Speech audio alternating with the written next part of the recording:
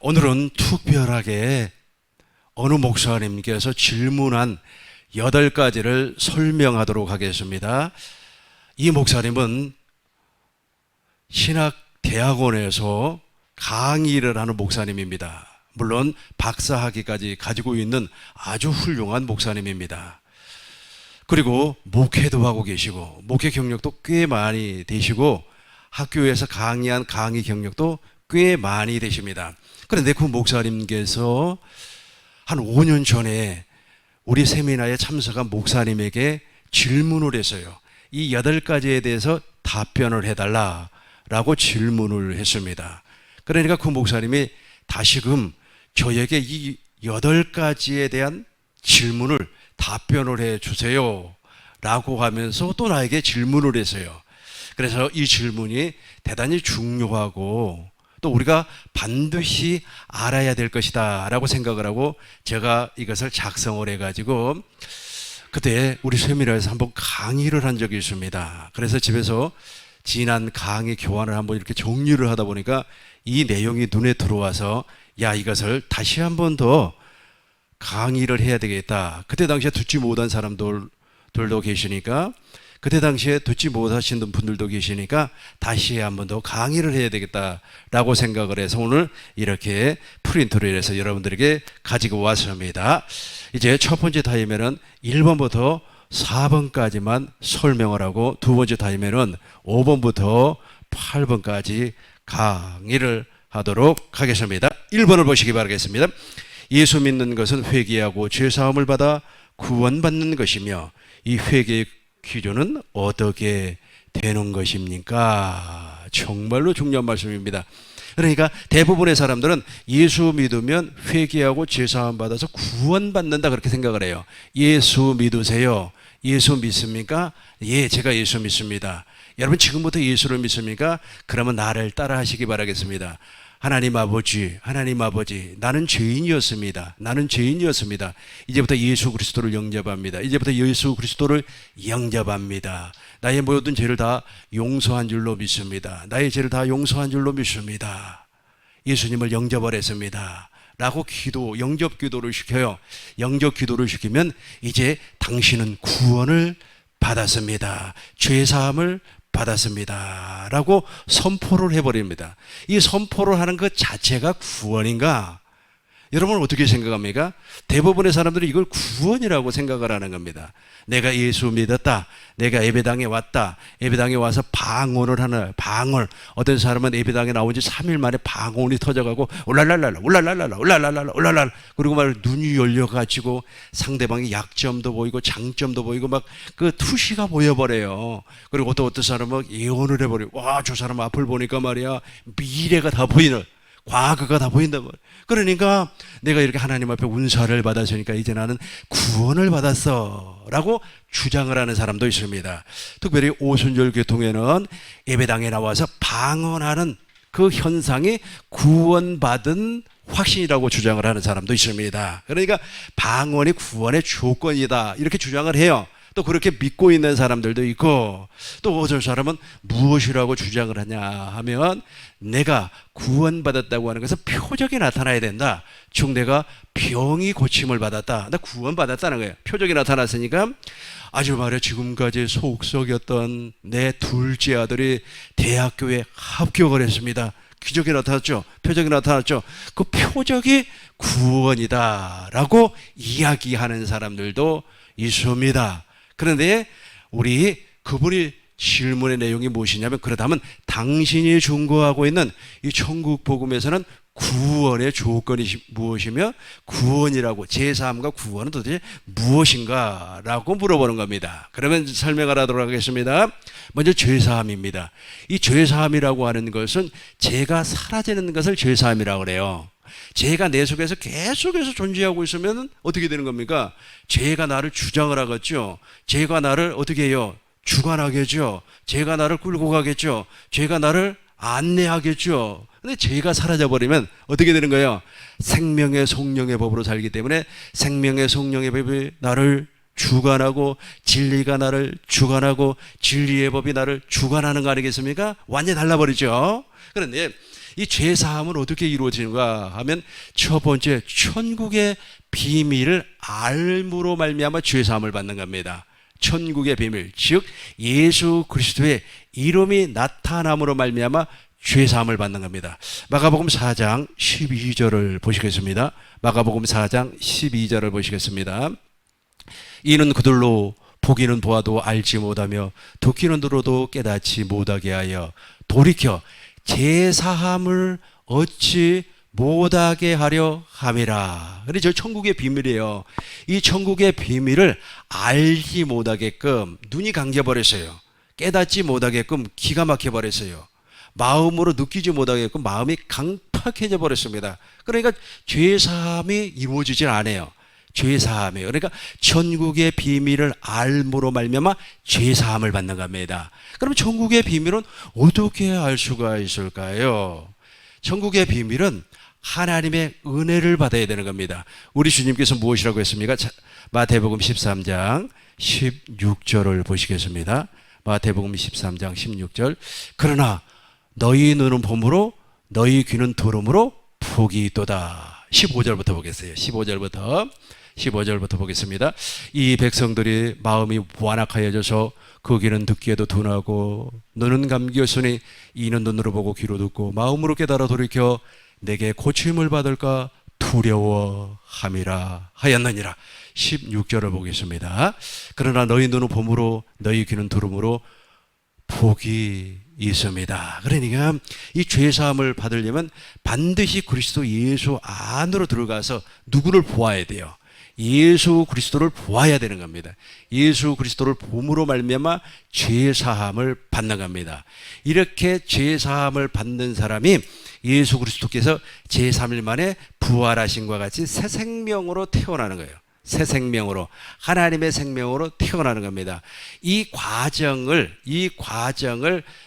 넘어가기 위해서는 우리가 반드시 알아야 될 것이 무엇이냐면 복음이에요. 복음이 무엇인가를 몰라버리면 죄사함과 생명을 얻는 것, 하나님의 생명으로 거듭나는 것은 영원히 우리하고는 관계가 없어져 버리는 겁니다.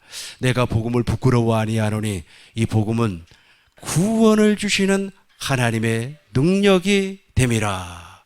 첫 번째는 유대인, 두 번째는 헬라인. 복음에는 하나님의 의가 나타나서, 이 하나님의 의가 무엇입니까? 하나님의 의가 로마서 10장 8절을 보니까 내 안에서 믿음의 말씀이 들려온다는 거예요. 내 안에서 믿음의 말씀이 들려오기 위해서는 먼저 제사함, 십자가에 달신 예수님을 봄으로 말미암아 제사함이 이루어지고 물과 성령으로 거듭나서 내 안에 하나님의 생명이 존재하고 있기 때문에 부활하신 예수님께서 나에게서 말씀하심으로 말미암아 나타나는 거예요. 그 말씀을 내가 마음으로 믿어 의에 이루고 입으로 시인하여 구원에 이루느니라. 이게 바로 구원이에요. 이게 구원입니다. 제사함과 구원이에요. 제사함과 구원.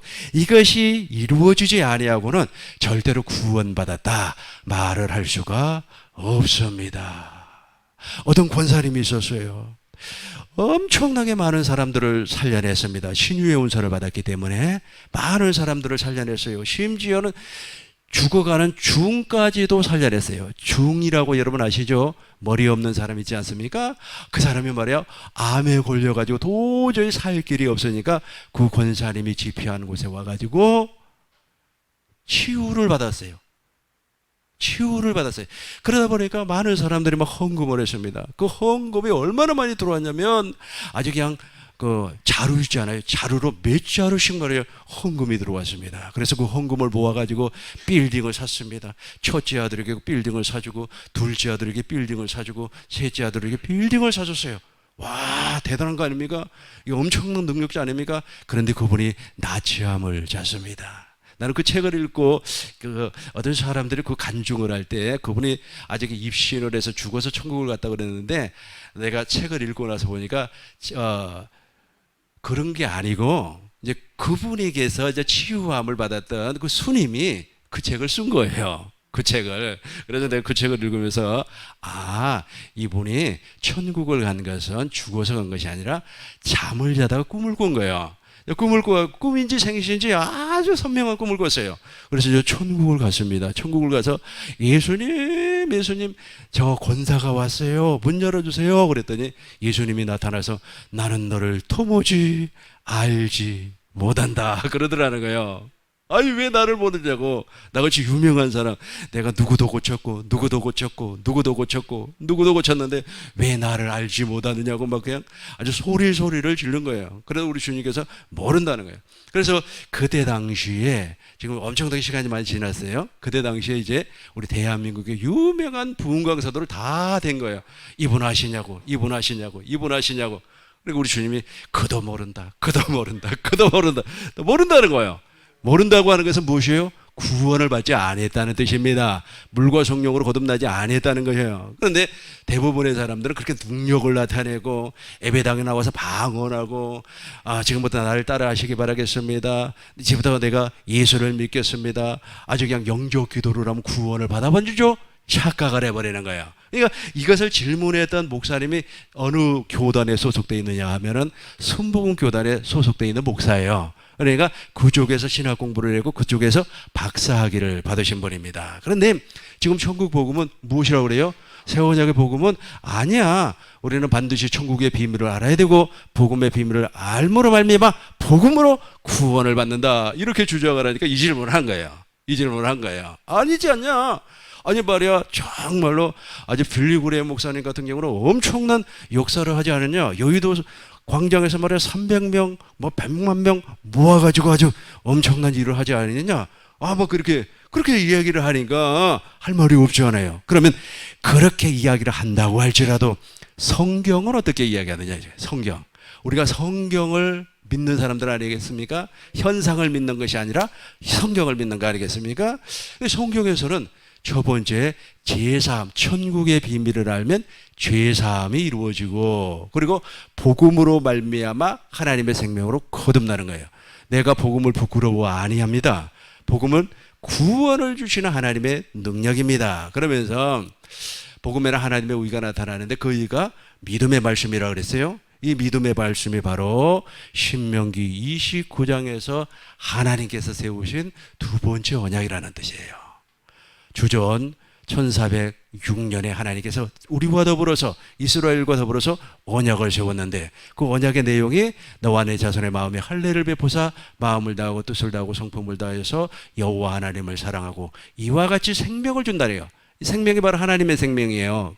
제사함과 거듭남입니다. 생명. 이렇게 거듭남의 비밀입니다. 거듭남의 비밀. 우리는 반드시 거듭남의 비밀을 알아야만이 하나님의 생명으로 하나님의 자녀로 그리스도의 형상으로 태어나는 겁니다. 태어나요. 이게 구원이라니까요. 이게 구원이에요. 그래서 예수님께서도 니고데모에게 말씀을 하셨습니다. 요한복음 3장 1절부터 보겠습니다. 이 니고데모가 얼마나 훌륭한 사람인가 보시자고요. 제가 니고데모를 객관적으로 설명을 하도록 하겠습니다. 니고데모는 바리새인입니다. 바리새인 중에도 바리새인. 유대인의 선생님, 학자, 사내들인 공의의 의원이었어요.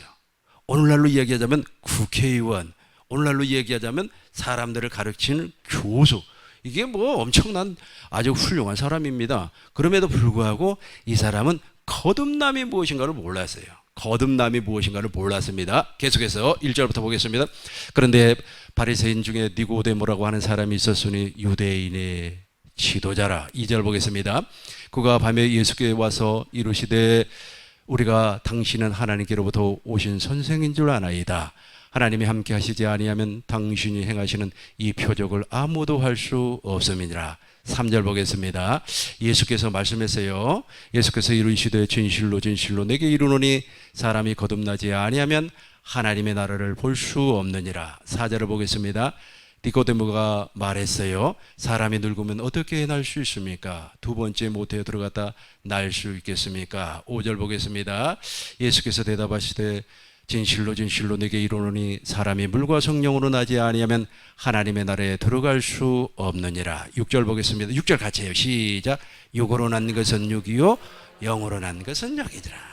이렇게 훌륭하고 똑똑한 사람이 거듭남을 몰라요. 거듭남의 비밀을 몰라요. 이거는 우리 주님께서 깨닫는 마음과 보는 눈과 듣는 귀를 열어주시지 아니하면 니고데모보다도 더 훌륭한 사람도 몰라요.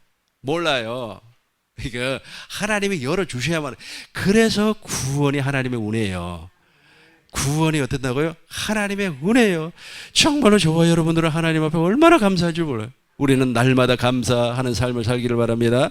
엄마 모태에 들어가겠습니까? 다시 엄마 자궁 속으로 들어가서 다시 나오겠습니까? 이런 엉뚱한 말을 해버리는 거예요. 말을 해요. 그러니까 아니야. 그러면서 우리 주님께서 거듭남에 대해서 설명을 합니다. 7절부터 보겠습니다. 7절부터 내가 내게 거듭나야 하겠다 한 말을 놀랍게 여기지 말라. 8절 보겠습니다. 바람이 임의로 불매 내가 그 소리를 들어도 어디서 와서 어디로 가는지 알지 못하나니 성령으로 난 사람도 다 그러하니라. 계속해서 7절 8절 니고데모가 대답했습니다. 어찌 그러한 일이 있을 수 있겠습니까? 전혀 몰랐다는 거죠. 10절 보겠습니다. 10절 예수께서 그에게 이르시되 너는 이스라엘의 선생으로서 이런 것을 알지 못하느냐.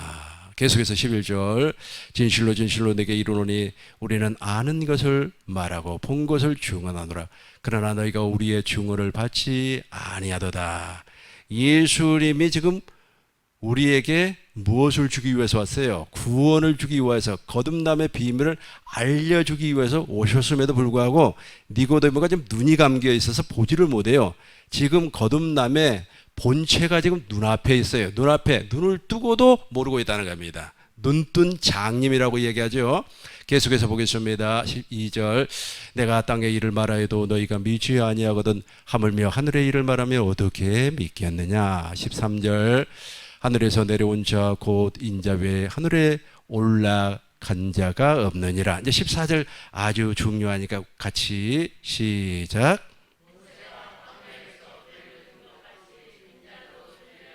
아멘. 모세가 광야에서 뱀을 둔 것 같이 인자도 십자가에 들려야. 그래서 십자가에 대신 예수님을 봄으로 말미암아 죄사함을 받는 겁니다.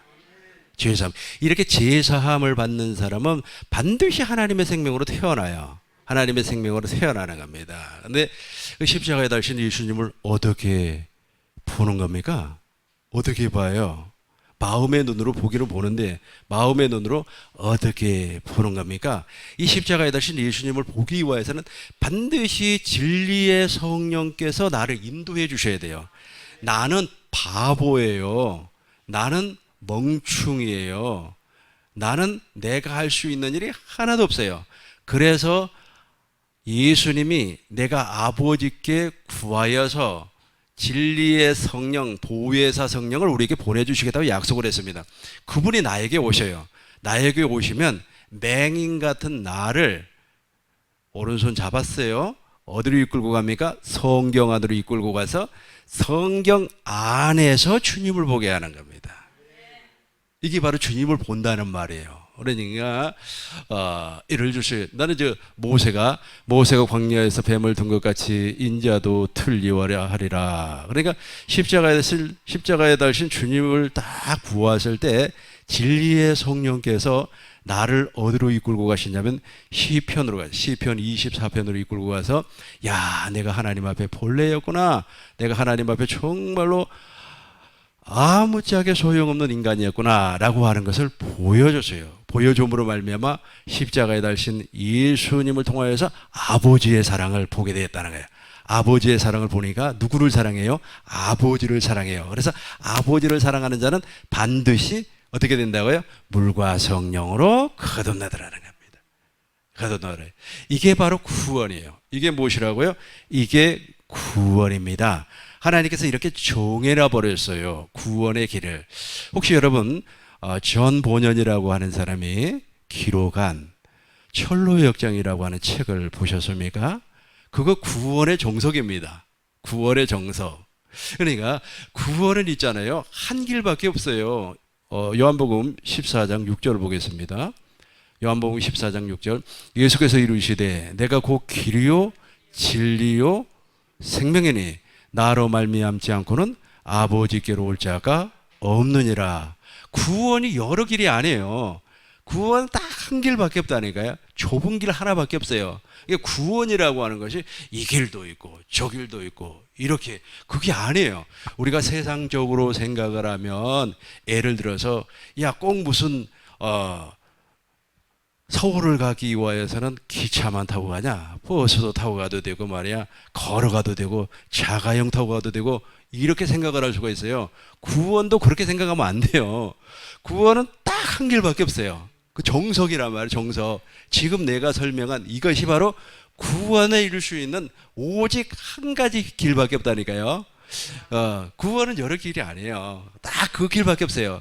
그 길 안으로 들어와야만이 우리가 물과 성령으로 거듭날 수가 있습니다. 이걸 복음이라고 하나요. 복음. 이 복음을 알지 못하게끔 악한 마귀가 눈을 가려놔 버렸어요. 눈을 가려놔 버렸기 때문에 다른 걸 가지고 구원을 받으려고 하는 겁니다. 이 천주교 있지 않습니까? 천주교 같은 경우는 아주 그냥 예수 믿는 것도 중요하지만 예수 믿는 것보다도 더 중요한 것은 선한 일을 해야 된대.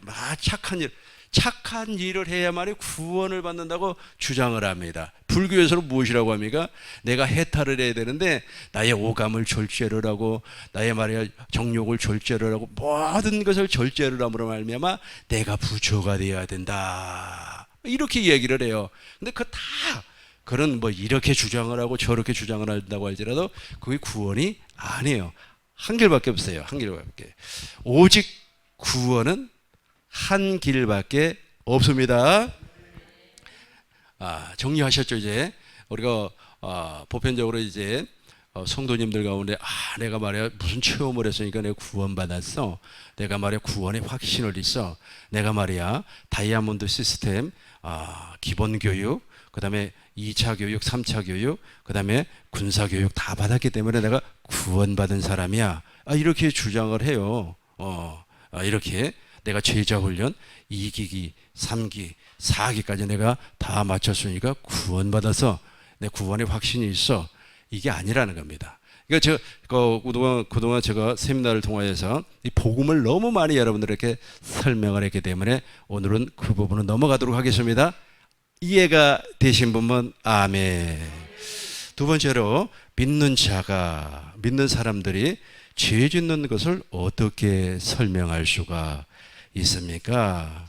결론적으로 이야기하자면 물과 성령으로 거듭난 사람은 죄를 짓지 않습니다. 결론적으로 이야기하자면, 그러면 우리 지금 매일같이 죄 짓고 있잖아요. 아직 말이야 오늘도 죄를 지었고 말이야 오늘도 죄를 너무 많이 죄를 지었잖아요. 그거는 조금 이따가 설명하기로 하고요. 보겠습니다. 요한일서 3장 9절을 보겠습니다. 요한일서 3장 9절. 하나님께로부터 난 자마다 죄를 짓지 아니하나니? 그죠? 하나님께로 난 사람이 어떤 사람이에요? 물과 성령으로 거듭난 사람 아닙니까? 하나님께로부터 난 자마다 죄를 짓지 아니하나니 이는 하나님의 시가 그 속에 거함이요 그도 범죄하지 못하는 것은 하나님께로부터 났음이라. 5장 18절 보겠습니다. 하나님께로부터 난 자는 다 범죄하지 아니한 줄을 우리가 아노라. 하나님께로부터 나신 자가 그를 지키심에 악한 자가 그를 만지지도 못하느니라. 이상해요. 그러니까 우리가 물과 성령으로 거듭나면 죄를 짓지 못한다고 성경에서는 아예 못을 딱 박아놨어요. 절대로 죄를 질 수가 없다고 못을 딱 박아놨어요. 그럼에도 불구하고 우리가 죄를 짓는단 말이에요. 우리가 죄를 지어요. 그죠? 그러면 도대체 어떻게 이런 현상이 벌어지는가? 로마서 보겠습니다. 로마서 7장 23절부터 보겠습니다. 내 지체 속에 다른 법이 내 마음의 법과 싸워 내 지체 속에 있는 죄의 법으로 나를 사로잡아 오는 것을 보는도다. 저 죄의 법이 하나가 있어요. 이 죄의 법이 이 생각의 법하고 싸움을 하는 거예요. 싸움을 계속해서 싸움을 하는 겁니다. 싸움을 하다가 누가 이겨버렸느냐 하면 전화 받으시고요.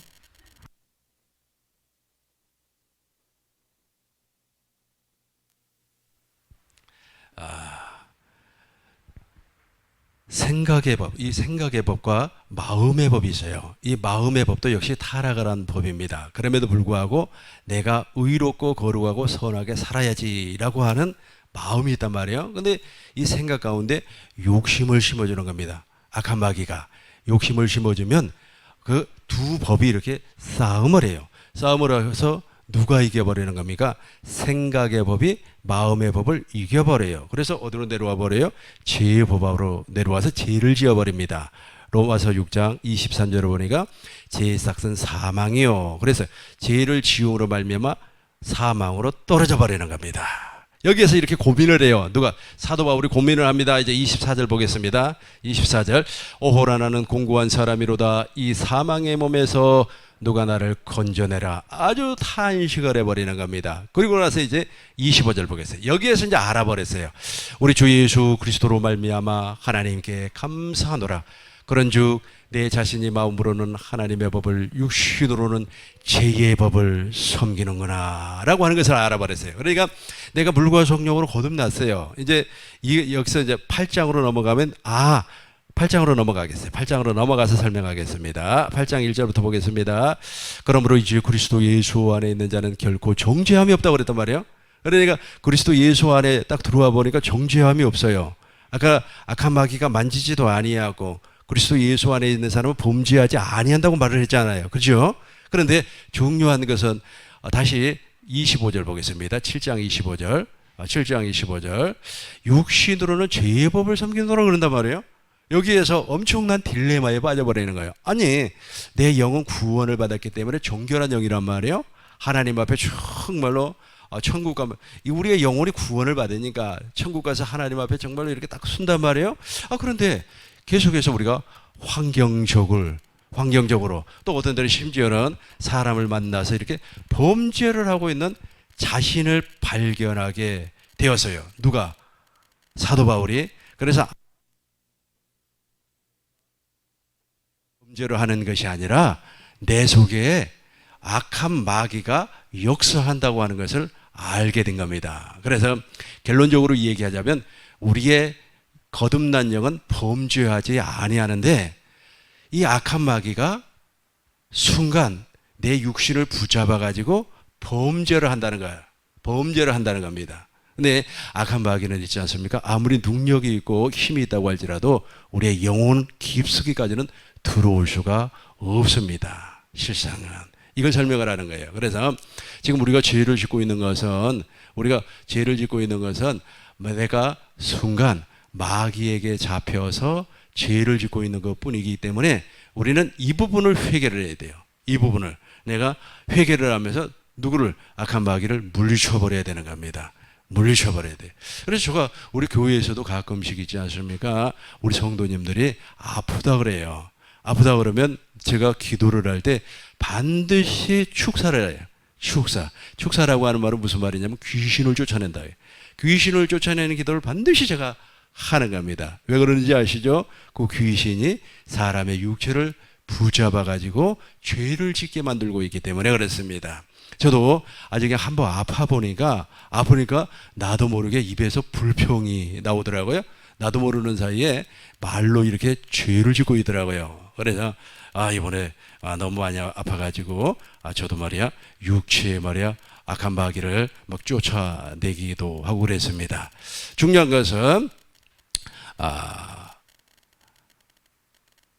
거듭난 사람이 범죄하는 것은 내 자유로 하는 것이 아니라 마귀로 말미암아 범죄하는 것이기 때문에 무엇을 해야 된다?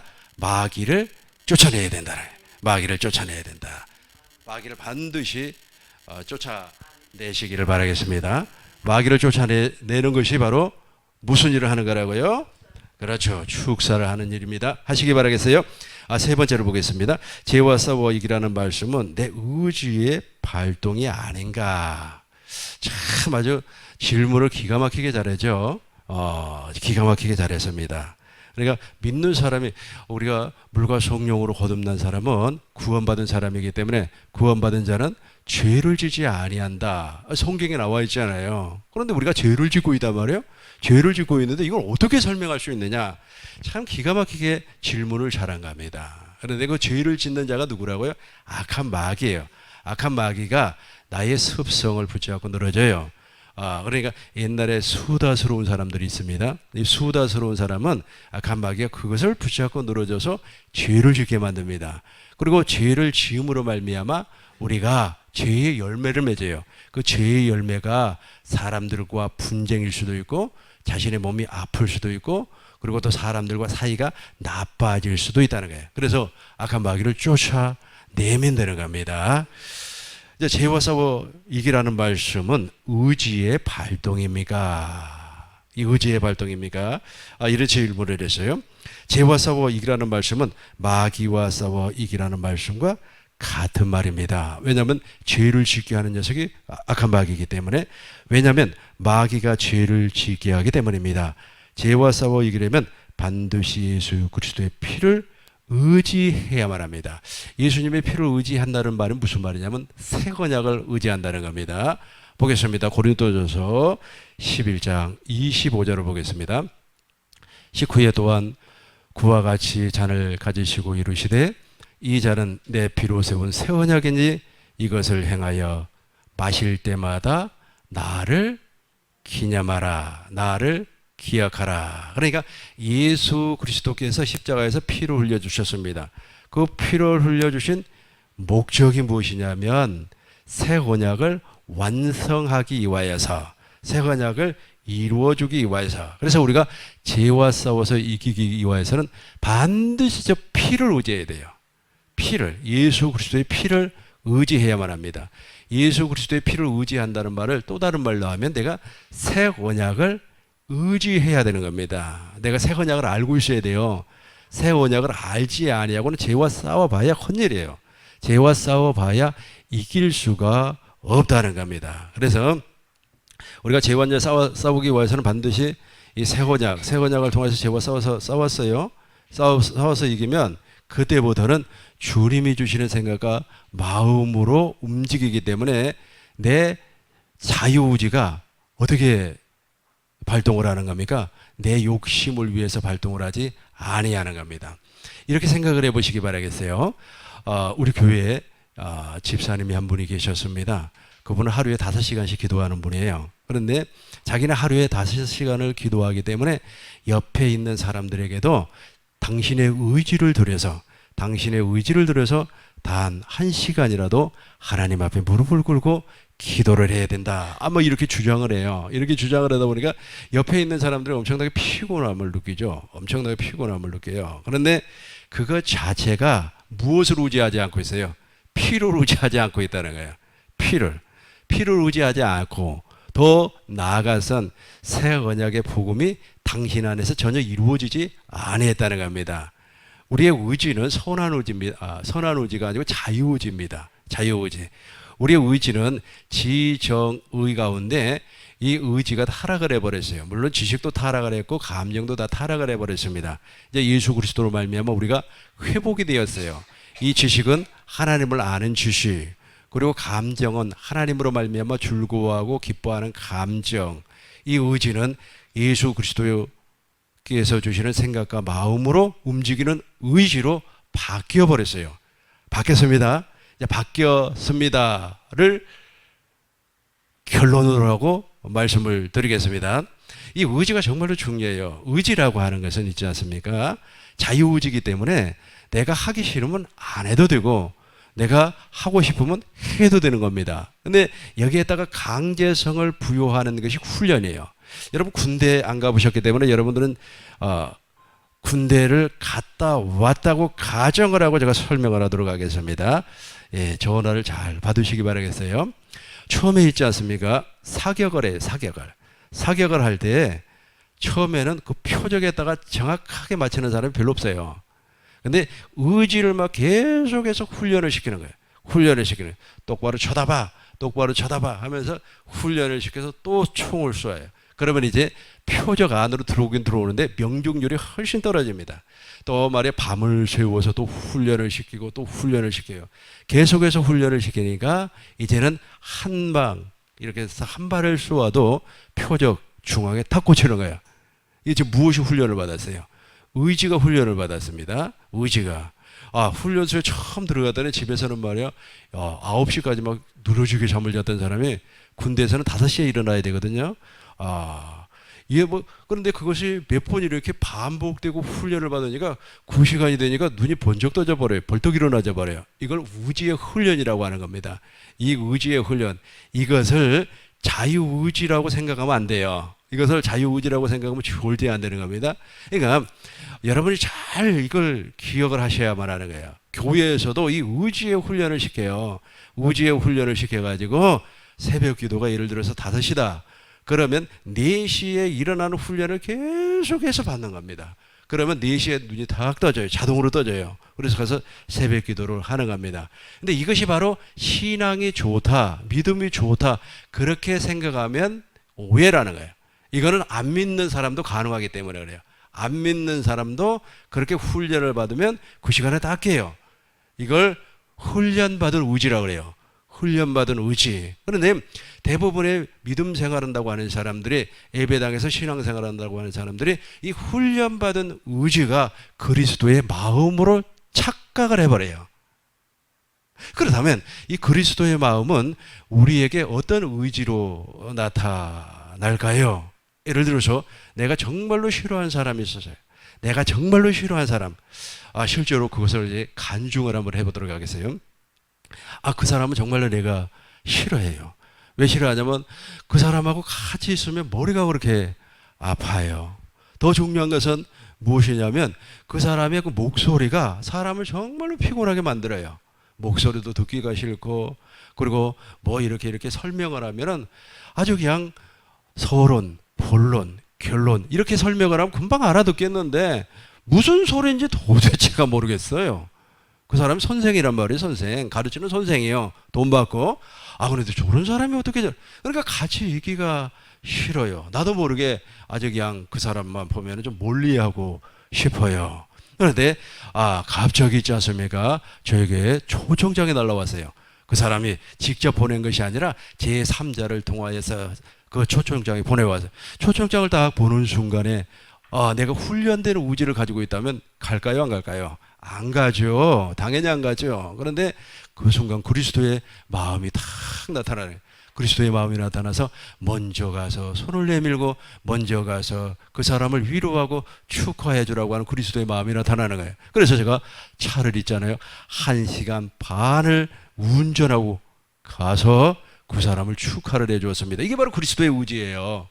그리스도가 주시는 생각이란 말이에요. 이 의지는 천하의 훈련을 받아서 되는 의지가 아닙니다. 훈련을 받아서 되는 의지가 아니에요. 하면 싫으면 싫은 겁니다. 미운 놈은 미운 거예요. 미운 놈은 여전히 미운 겁니다. 훈련 받아서 되는 것이 아닙니다. 그래서 다시 한번 읽어보겠어요. 죄와 싸워서 이기라고 하는 것은 의지의 말씀입니까? 근데 우리는 죄와 싸우려고 하지 마세요. 이미 예수님이 십자가에서 이겨버렸어요. 예수님은 십자가에서 죄와 싸워서 아주 마귀의 그 권세를 다 밟아서 다 뭉구뜨려 버렸어요. 그래서 마귀는 십자가에서 권세가 다 깨져버렸어요. 그렇기 때문에 우리 어떻게 되는 겁니까? 새 언약을 믿음으로 말미암아 이제는 그리스도의 마음을 나타내기만 하면 되는 겁니다. 좀 어렵습니까? 목사님 왜 이렇게 꼭 그렇게 해야 돼요? 뭔가 이렇게 열심을 내고 뛰어다니고 그래야만 되는 거 아닙니까? 그렇게 해보세요. 그렇게 하고 싶은 사람은 그렇게 해봐요. 그런데 어느 한순간에 허망함을 느끼게 될 겁니다. 나도 해봤기 때문에 그래요. 아주 그냥 열심을 내서 뛰어다니면서 뭔가 목적을 이루기 위해서 그렇게 헌신을 했어요. 그런데 예를 들어서 있지 않습니까? 그 정상의 고지가 100이라고 하면 내가 90까지는 올라가요. 90까지는 올라가는데 91, 92, 93에서 무너짐과 동시에 허망함이 밀려와요. 엄청나게 허망함이 밀려와요. 내가 그때 당시에 느낀 것이 그거였어요. 이 사업이잖아요. 사업을 열심히 해가지고 거의 막 성공가도로 달려 올라가다가 실패를 한 사람들이 그래서 자살을 하는구나 하는 것을 느꼈습니다. 왜냐면 엄청난 허무가 밀려옵니다. 아주 마음에 있잖아요. 뭐가 하나 쑥 빠져나가 버린 것 같아요. 이게 바로 훈련된 의지, 죄와 싸워서 이기려고 하는 의지의 결국이에요. 해보세요. 직접 해봐요. 죄와 싸우기 위해서 한번 해보라고요. 해봐요. 나는 해봤기 때문에 알아요. 아직 그냥 여자를 보고 마음에 음욕을 품은 자마다 간음했느니라. 일부러 여자 안 보려고 눈 감고 다니고 별짓을 다 해요. 안 된다니까요.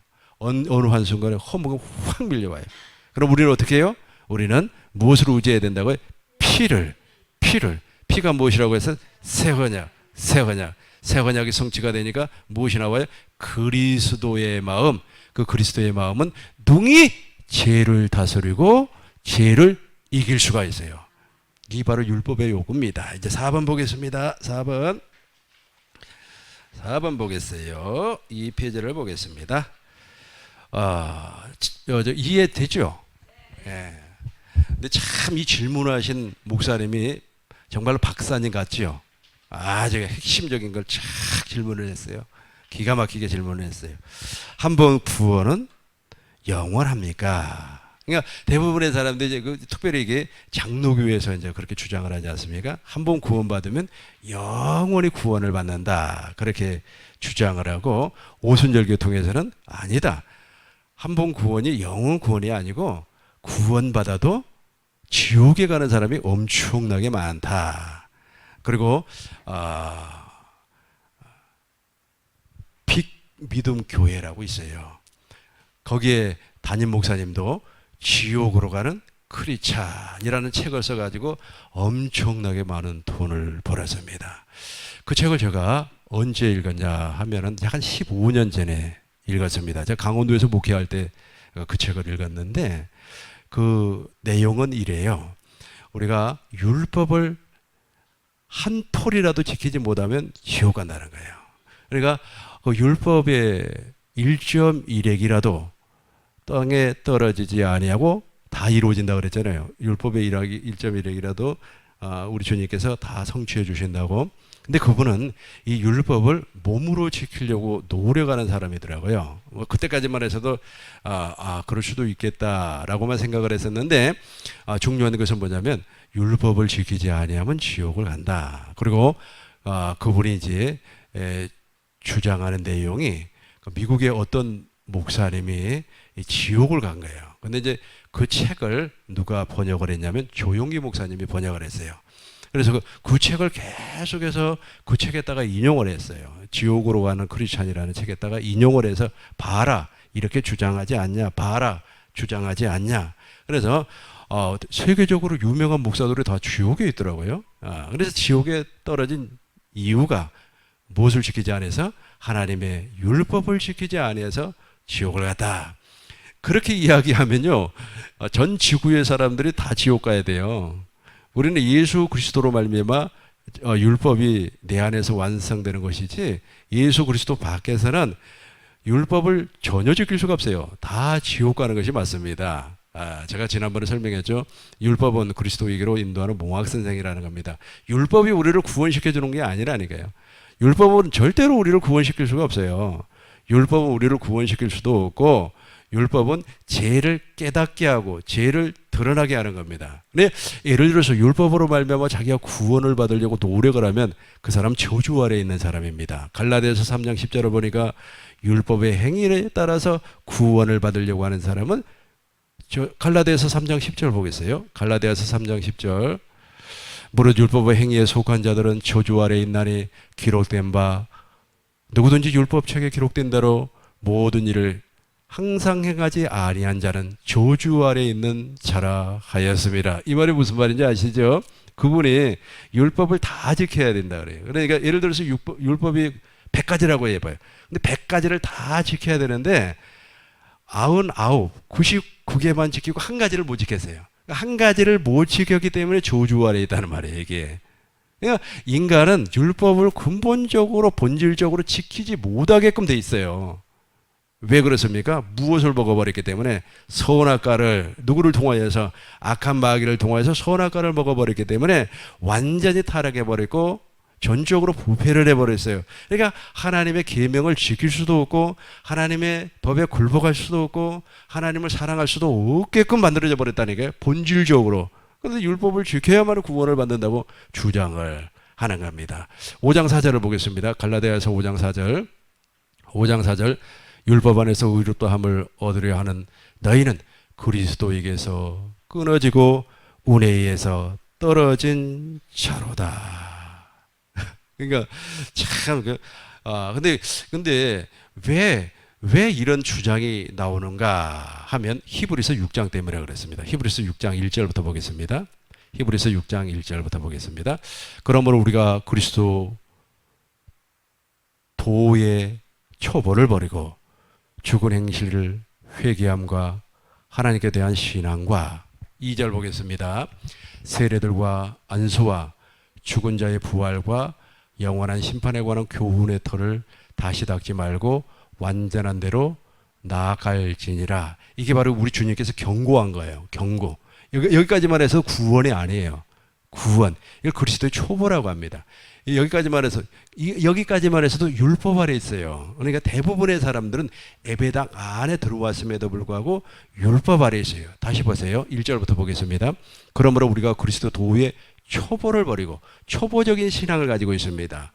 초보를 버리고 죽은 행실과 회개. 그렇죠. 우리가 율법 아래서 회개하죠. 저도 율법 아래 회개를 어떻게 했느냐면 A4의 용지에다가 지금까지 내가 지은 걸 다 이렇게 썼어요. 써가지고 이제 쫙쫙 찢어서 휴지통에 집어 던져버리고 나는 죄 사함을 받았다. 근데 이틀 뒤에 그 죄가 또 올라와요. 죄 사함이 안 됐다는 거죠. 이걸 그리스도의 초보라고 그래요. 초보. 여러분 다 해봤을 겁니다. 특별히 중고등부 수련회 가면 이게 잘합니다. 중고등부 수련회 가면은 자기가 말이야 지은 죄를 전부 다 기록을 하라 그래요. 그래가지고 그걸 막 불태우기도 하고 말이야. 그것을 태우면서 우리가 하나님 앞에 죄 사함을 받았다 그러면 뭐 기타 치면서 막 노래 부르고 그런단 말이에요. 이게 바로 그리스도 초보라 그래요. 이때까지만 해서 구원이 아니에요. 구원이 아닌데 구원인 줄로 알고 있습니다. 초보를 버리고 죽은 행실과 회개함과 하나님께 대한 신앙과 계속해서 보겠습니다.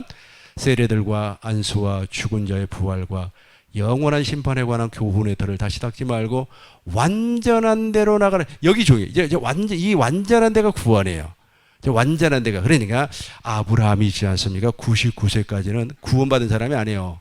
아브라함은 99세 즉 할례를 받기 이전까지만 해서도 율법 아래 있었던 사람입니다. 구원받은 사람이 아니에요. 아브라함이 예를 들어서 99세에 할례 받지 아니하고 100세 이삭을 낳지 아니하고 예를 들어서 98세에 죽어버렸다 그러면 그 사람은 구원받은 사람이 아닙니다. 그 사람은 하나님의 나라에 들어갈 사람이 아니라는 거예요. 여기까지 이해되죠? 이게 바로 그리스도의 초보라고 하는 겁니다. 근데 완전한 데라 그래요. 완전한 데. 창세기 19장 1절을 보니까 하나님께서 창세기 19장 1절 보겠어요. 완전한 데가 구원이라고 그랬습니다. 창세기 17장 1절 보겠습니다. 17장 1절. 아브라함이 99세 때에 여호와께서 아브라함에게 나타나서 그에게 이르시되 나는 전능한 하나님이라 너는 내 앞에서 행하여 완전하라. 이 완전이 무엇인 줄 아시죠? 바로 할례예요. 할례를 받음으로 말미암아 하나님의 약속이 믿어졌고 할례를 받음으로 말미암아 누가 태어났어요? 이삭이 태어났어요. 이 이삭이 태어나는 것이 구원입니다. 이제 히브리서 다시 가요. 히브리서 6장 2절. 완전한 데 완전한 데 나가기 전까지는 아직까지 율법 아래 있는 겁니다. 그러니까 아브라함이 이삭을 낳기 이전까지는 율법 아래 있었던 것처럼 아까 제가 말씀드렸잖아요. 율법으로는 구원을 받을 수가 없다고요. 율법을 통해서 의롭고 거룩하고 선하게 살려면 어떤 사람이라고? 저주 아래 있는 사람이라니까요. 이 질문을 정말로 잘한 겁니다. 정말로 잘하는 거예요. 지금도 이 딜레마에 빠져 있는 사람이 엄청나게 많아요. 지금도. 그러니까 지옥으로 가는 크리스찬이라는 그런 책을 막 사람들이 읽고 말이야. 와, 흥분하고 그러죠. 여기까지 구원이 아니라니까요. 계속해서 보겠습니다. 3절. 하나님께서 허락하시면 우리가 이것을 이 하나님께 허락한다는 게 아주 중요해요. 그러니까 이스라엘 백성들이 40년 동안 광야 생활을 했습니다. 민수기 13장에서 하나님께서 진짜 허락을 해요. 하나님께서 허락을 해서 12명의 정탐꾼을 어디에다 보내요? 가나안 땅에 보내요. 가나안 땅이 천국입니다. 천국. 하나님께서 허락을 해서 천국을 갔어요. 천국을 갔는데 세상에 하나님이 정말로 말씀하신 것처럼 젖과 꿀이 흐르는 땅이었습니다. 얼마나 농사가 잘 됐으면 포도송이가 너무 커가지고 두 사람이 막대기에 끼어서 석류 무화과도 이렇게 커. 그런데 10명의 정탐꾼이 부정적으로 얘기를 해버렸어요. 정말로 하나님께서 말씀하신 것처럼 적과 꿀이 흐르는 땅이 맞기는 맞는데 거기에는 기골이 장대한 안악자손이 살고 있다. 우리는 그들 보기에도 메뚜기와 같다. 우리는 도저히 그들과 싸워서 이길 수 없다 그래 버려요. 이게 바로 하나님께서 한번 허락한다니까요. 허락해서 가나안 땅을 갔다 와요. 가나안 땅, 즉 천국을 갔다 왔다고 할지라도 4절 보겠어요. 한번 비시험을 받고 하늘의 운사를 맞고 성령의 참여한 바, 그죠? 가나안 땅을 갔다 왔어요.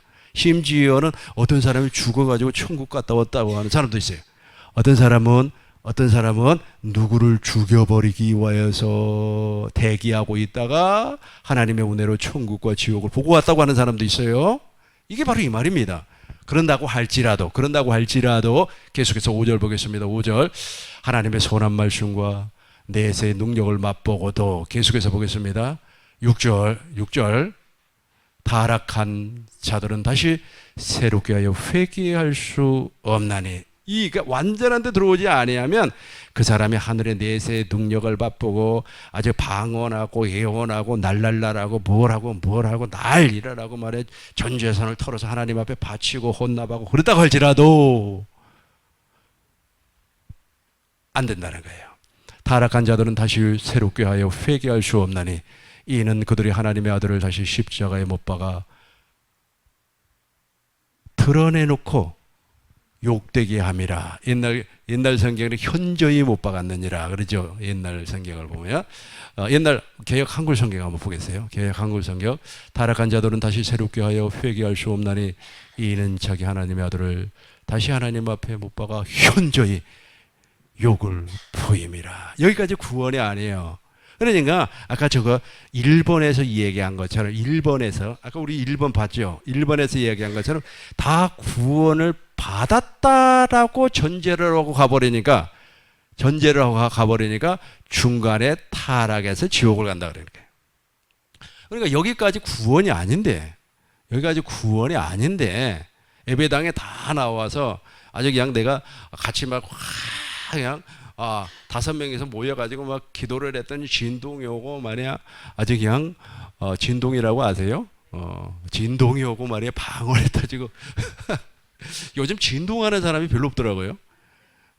우리 청년 때만 해서도 진동하면 막 그냥 분명히 내가 강대상을 보고 기도를 했는데 아주 어쩔 때는 막 거꾸로 보고 앉아있고 벽을 보고 앉아서 진동하면 정신 하나도 없습니다. 막 진동을 하고 말이야 방언을 하고 그날일을 쳤음에도 불구하고 아주 그냥 어느 한순간에 아이고 예수님이 있다면 말이야 하나님이 있다면 말이야 나에게 말이야 병을 줘. 그런단 말이야. 구원이 이루어지지 않아요. 하나님의 아들 예수 그리스도를 십자가에 못 박아 현저히 욕을 보이는 거예요. 이게 구원이 아니라니까요. 그럼 도대체 구원이 뭔가? 7절부터 보겠습니다. 7절. 여기서부터 이제 구원이에요. 땅이 그 위에 자주 내리는 비를 흡수하여 밭가는 자들의 쓰기에 합당한 채소를 내면 하나님께 복을 받고. 이게 왜 구원인지 아시죠? 이 씨 뿌리는 비유예요. 그러니까 씨 뿌리는 비유에서 좋은 밭에 하나님의 씨를 뿌렸더니 덜어는 100배, 덜어는 60배, 덜어는 30배의 결실을 맺느니라. 여기서부터 구원이에요. 그러니까 처음부터서 내가 말이 영접기도 했다, 내가 방언을 했다, 구원받았다, 이 전제를 딱 깔아버리니까 그러네. 딱 가버려.